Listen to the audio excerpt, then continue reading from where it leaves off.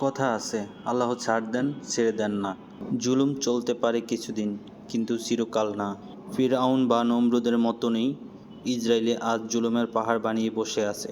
কিন্তু ইতিহাস সাক্ষী, যে জুলুম করে সে টিকে না। গাজার মাটি রক্তে বেজে গেছে, কিন্তু সেই রক্ত একদিন সাক্ষী দেবে।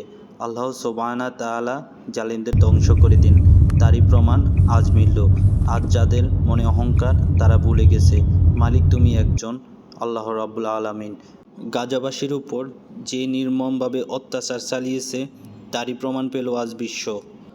দুনিয়ার আদালত হয়তো আজ চুপ, কিন্তু আসমানের আদালত চুপ নয়। ইনশাআল্লাহ আল্লাহ বিচার করবেন, আর সেই বিচার হবে যেখানে কোনো জালিম রেহাই পাবে না। কারণ আল্লাহ ছাড় দেন, ছেড়ে দেন না।